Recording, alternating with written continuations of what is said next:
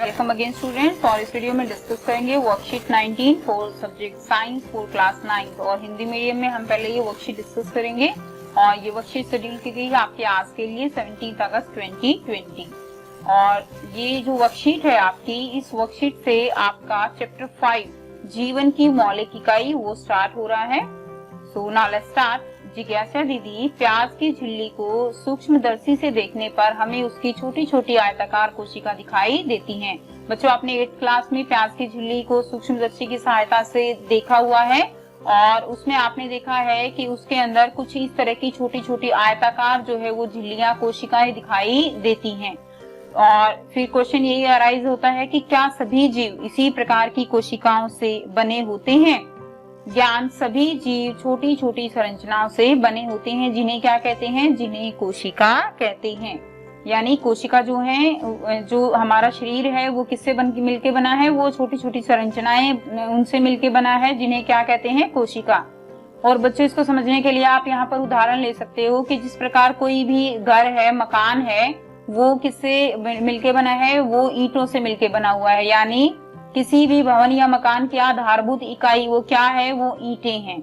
इसी तरह ईंटों की तुलना हम कोशिका से कर सकते हैं कि जिस प्रकार बहुत सारी कोशिकाएं मिलकर शरीर का बहुत सारी ईंटें मिलकर एक भवन का निर्माण करती हैं, उसी प्रकार कोशिकाएं मिलकर किसका निर्माण करती हैं? शरीर का निर्माण करती हैं। कोशिका जो है वो जीवन की मूलभूत यानी आधारभूत, क्रियात्मक यानी शरीर के सारे कार्य जिससे होते हैं, और संरचनात्मक यानी हमारा शरीर इन्हीं से मिलकर बना हुआ है इकाई होती है, क्योंकि जीवों में सभी कार्य एवं संरचना कोशिका ही प्रदान करती है। अब जीव जो है कोशिका के आधार पर दो प्रकार के होते हैं। पहला है एक कोशिक जीव। एक कोशिक जीव नाम से ही पता चल रहा है, एक कोशिक यानी जिसके अंदर एक कोशिका उपस्थित है। ऐसे जीव क्या कहलाते हैं? एक कोशिक जीव कहलाते हैं, जैसे अमीबा, बैक्टीरिया, पैरामीशियम। एक कोशिक जीव में जो भी शरीर के जो इम्पोर्टेंट आप कह सकते हो क्रियाएं हैं, वो सारी उसी कोशिका के अंदर होती हैं, उसी कोशिका के कारण होती हैं। जैसे अगर आप श्वसन की बात करें, उत्सर्जन हो या न्यूट्रिशन यानी पोषण जो करना हो, वो सभी उसी एक कोशिका के से ही सारे क्रियात्मक जो है कार्य होते हैं, जैसे अमीबा में होते हैं। नेक्स्ट बहुकोशिक जीव जैसे पादप, जंतु, कवक, जिसमें अनेक कोशिकाएं मिलकर विभिन्न कार्य करती हैं। यानी जैसे बहुत सारी कोशिकाएं मिलकर श्वसन तंत्र का काम करती हैं, श्वसन का काम करती हैं, काफी कोशिकाएं मिलकर उत्सर्जन का कार्य करती हैं। इसी तरह कोशिकाएं मिलकर क्या बनाती हैं? कोशिकाएं मिलकर उत्तक का निर्माण करती हैं। उत्तक से अंग बनते हैं और अंग से अंग तंत्र का निर्माण होता है। तो बच्चों, आप ये सोच रहे होंगे कि क्या सभी कोशिकाएं एक जैसी होती हैं? नहीं ज्ञान, संरचना के आधार पर कोशिकाएं दो प्रकार की होती हैं। कौन सी? पहली है प्रोकैरियोटिक कोशिका। इन सरल कोशिकाओं में केंद्रक झिल्ली नहीं होती। ठीक है, आपने प्रीवियस क्लासेस में बच्चों कुछ कोशिका का जो चित्र है वो पढ़ा हुआ है। इसमें सेंटर में क्या है? जो केंद्रक उपस्थित होता है। पादप कोशिका में वो कुछ जो है साइड में प्रेजेंट होता है रसधानी के कारण, और जंतु कोशिका में वो मध्य में प्रेजेंट होता है। तो देखिए, कोशिकाओं में जो प्रोकैरियोटिक कोशिकाएं होती हैं उनके अंदर केंद्रक झिल्ली नहीं होती। जैसे किसमें? बैक्टीरिया में। इसके अंदर जो केंद्रक है उसके ऊपर झिल्ली उपस्थित नहीं होती। केंद्रक जो है वो कुछ ऐसे ही रफली जो है वो होता है। यूकैरियोटिक कोशिका, इन जटिल कोशिकाओं में केंद्रक व कोशिका अंग झिल्ली युक्त होते हैं। यानी जो भी कोशिका अंग है, जैसे माइटोकॉन्ड्रिया है, ठीक है, वो जो है झिल्ली के साथ होते हैं और केंद्रक के ऊपर भी केंद्रक झिल्ली होती है। अब जो यूकैरियोटिक कोशिकाएं हैं ये भी दो प्रकार की होती हैं, पादप यूकैरियोटिक और जंतु यूकैरियोटिक कोशिका। पादप यूकैरियोटिक कोशिका यानी जो पेड़ पौधे में होती है, जिसके अंदर आप एक बड़ी रसधानी बनाओगे और डायग्राम आप अपनी बुक से देख सकते हो। इसमें जो केंद्रक है वो साइड में चला जाता है। नेक्स्ट है जंतु यूकैरियोटिक कोशिका, जिसके अंदर जो केंद्रक है वो मध्य में रहता है। अब यहाँ पर अंतर दिया गया है प्रोकैरियोटिक कोशिका और यूकैरियोटिक कोशिका में।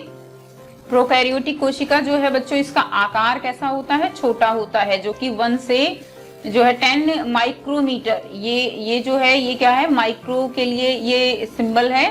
सो माइक्रोमीटर होता है। और यूकैरियोटिक कोशिका का आकार बड़ा होता है 5 से लेकर 100 माइक्रोमीटर तक।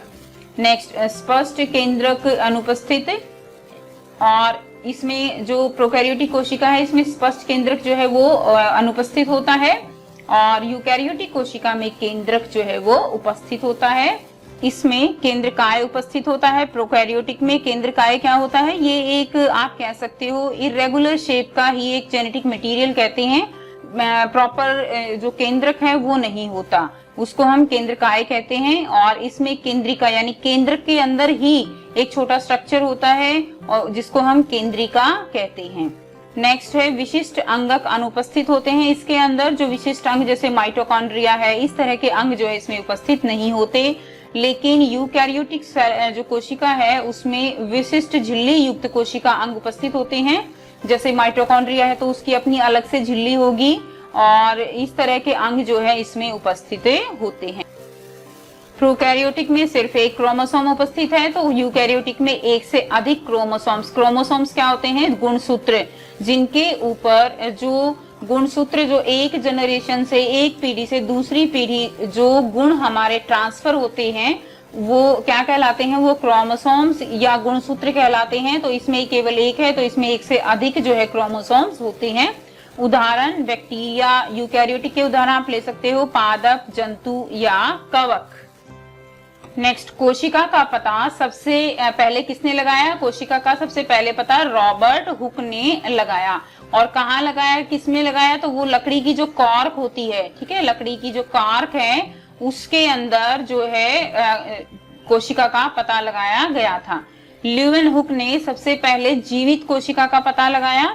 कोशिका सिद्धांत सभी जीव कोशिकाओं से बने हैं और सभी कोशिकाएं पूर्ववर्ती कोशिकाओं से बनती हैं, यानी सभी जीव जो है किससे बने हैं, कोशिकाओं से, चाहे वो पादप है, जंतु है।